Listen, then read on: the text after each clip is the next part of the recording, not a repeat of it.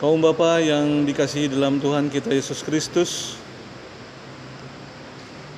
Shalom, selamat siang. Pertama-tama patutlah kita menaikkan ungkapan syukur kita kepada Tuhan kita karena atas kasih dan anugerahnya sehingga kita boleh bertemu kembali dalam ibadah Pelkat PKB GPIB Getsemani pada siang hari ini. Sebelum kita membaca dan merenungkan firman Tuhan kita pada siang hari ini, mari kita berdoa, mohon bimbingan Roh Kudus. Kita berdoa. Ya Tuhan, bukalah pikiran kami dan terangilah dengan Roh Kudus, sehingga kami mengerti kehendak Tuhan di dalam firman yang akan kami baca dan dengar bersama. Amin. Pembacaan firman Tuhan kita pada siang hari ini terambil dari kitab Hosea dalam Perjanjian Lama, Hosea pasal 14 ayat 5 hingga ayat yang ke-8 yang menyatakan, Aku akan memulihkan mereka dari penyelewengan. Aku akan mengasihi mereka dengan sukarela, sebab murkaku telah surut daripada mereka. Aku akan seperti embun bagi Israel, maka ia akan berbunga seperti bunga bakung, dan akan menjulurkan akar-akarnya seperti pohon hawar. Ranting-rantingnya akan merambak, semaraknya akan seperti pohon zaitun, dan berbau harum seperti yang di Libanon. Mereka akan kembali dan diam dalam naunganku dan tumbuh seperti gandum. Mereka akan berkembang seperti pohon anggur yang termasyur seperti anggur Libanon. Demikianlah pembacaan Alkitab. Berbahagialah semua orang yang mendengar firman Tuhan dan melakukannya. Terpujilah Tuhan Yesus. Haleluya. Kaum Bapa yang dikasihi dalam Tuhan kita Yesus Kristus, kitab Hosea pasal 14 ayat 5 hingga ayat yang ke-8 dalam pembacaan Alkitab kita saat ini berdasarkan sabda bina umat malam hari yang berbicara tentang pemulihan setelah pertobatan. Kaum Bapa yang dikasihi dalam Tuhan kita Yesus Kristus, kitab Hosea secara garis besar menggambarkan hubungan Tuhan Allah dengan bangsa Israel, layaknya seperti pasangan suami istri dalam ikatan perkawinan. Digambarkan Tuhan Allah adalah pihak yang setia pada perjanjian, sedangkan bangsa Israel tidak setia pada perjanjian. Bangsa Israel selalu mengkhianati perjanjian dengan Tuhan Allah, di mana dalam kehidupan mereka sudah tidak ada lagi berkenan di mata Tuhan Allah. Mereka melakukan dosa, penyembahan berhala, perzinahan, dan sebagainya. Hingga akhirnya Tuhan Allah mengutus Nabi Hosea untuk menyelamatkan bangsa Israel lagi.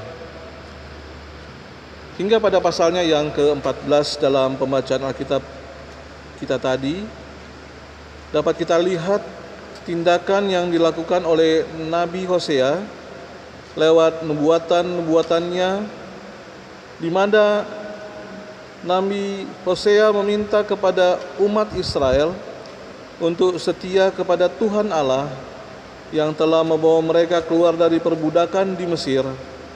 Dan Tuhan Allah telah menepati janjinya dengan memberikan mereka tanah perjanjian di Kanaan. Namun dalam zaman Hosea, bangsa Israel kembali lagi berbuat dosa dan sudah tidak lagi mengandalkan Tuhan Allah sebagai tempat perlindungan yang sejati dalam kehidupan mereka. Kaum Bapa yang diberkati dalam Tuhan kita Yesus Kristus, lewat nubuatannya, Nabi Hosea memperingatkan umat Israel bahwa dengan dosa yang umat Israel lakukan, mereka akan mendapat hukuman dari Tuhan Allah. Untuk itu Nabi Hosea meminta supaya semua umat Israel bertobat, yaitu menjauhkan diri dari penyembahan Baal dan berbalik kepada Tuhan Allah. Di sini Nabi Hosea juga memberi harapan kepada umat Israel bahwa Tuhan Allah akan mengampuni dan memulihkan mereka. Jika umat Israel taat kepada Tuhan Allah, maka Tuhan Allah akan memelihara mereka sebagai umat pilihannya. Dalam pembacaan Alkitab saat ini dapat kita lihat di ayat yang kelima, yang dinyatakan bahwa Tuhan Allah akan memulihkan serta mengasihi umat Israel. Dan di ayat selanjutnya, pada ayat 6, 7 dan ayat ke-8, di mana Tuhan Allah menyatakan akan seperti embun bagi umat Israel, sehingga umat Israel berbunga, tumbuh subur, laksana bunga bakung dan pohon zaitun di Libanon.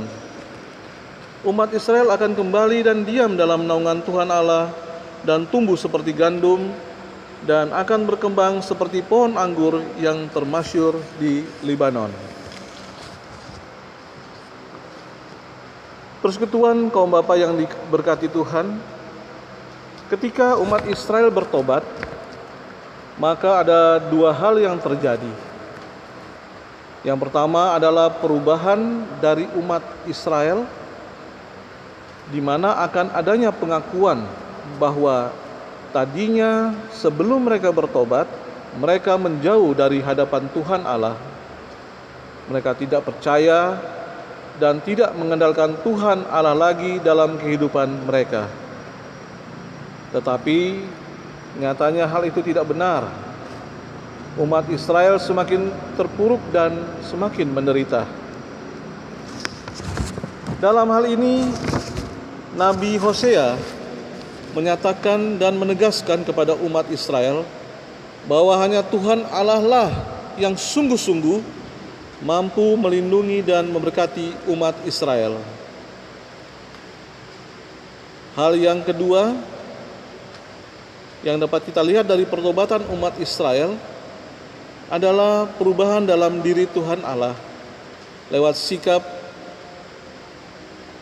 dan tindakannya terhadap umat Israel, di mana sebelum pertobatan yang dilakukan oleh umat Israel, Tuhan Allah sudah merencanakan hukuman buat mereka.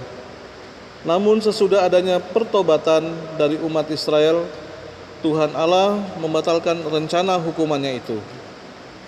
Hal ini mau menggambarkan bahwa Tuhan Allah adalah Tuhan yang penuh kasih terhadap umat pilihannya dan mau menunjukkan di mana kasih Allah memerintah kembali dalam kehidupan umat Israel. Kaum bapa yang dikasihi Tuhan kita Yesus Kristus, pada dasarnya Allah mengasihi dan tidak menginginkan umatnya binasa. Penghukuman yang paling keras pun tidak dimaksudkannya untuk membinasakan, tetapi untuk tujuan pertobatan. Perlu kita ingat bahwa penghukuman Allah kepada umatnya ditujukan untuk membuat kita bertobat. Persekutuan kaum bapa yang diberkati Tuhan, dalam zaman modern ini ada sebagian orang mengalami sama halnya dengan bangsa Israel di zaman Hosea, di mana untuk kepentingan pribadi atau kelompok sudah melakukan tindakan dosa dan tidak berkenan di hadapan Tuhan. Persekutuan kaum bapa yang diberkati Tuhan, dalam zaman modern ini ada sebagian orang mengalami sama halnya dengan bangsa Israel dalam zaman Hosea, di mana untuk kepentingan pribadi atau kelompok mereka sudah melakukan tindakan dosa yang tidak berkenan di hadapan Tuhan, dan akhir dari tindakan dosa tersebut adalah dihukum.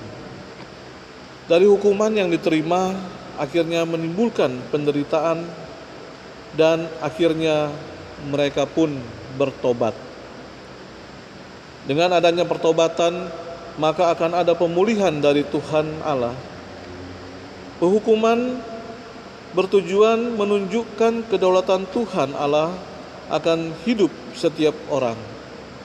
Tuhan Allah berdaulat akan hidup orang-orang. Hendaklah tiap orang percaya memiliki pemikiran bahwa Tuhan Allah berdaulat atas hidup kita. Jika demikian, maka setiap penghukuman yang Tuhan Allah berikan akan diresponi dengan positif dan sukacita. Persekutuan kaum Bapa yang diberkati Tuhan, lewat pembacaan dan perenungan firman Tuhan saat ini, mau menyampaikan kepada kita bahwa kita pun adalah umat yang baru setelah dipulihkan oleh Tuhan melalui kematian dan kebangkitan Kristus.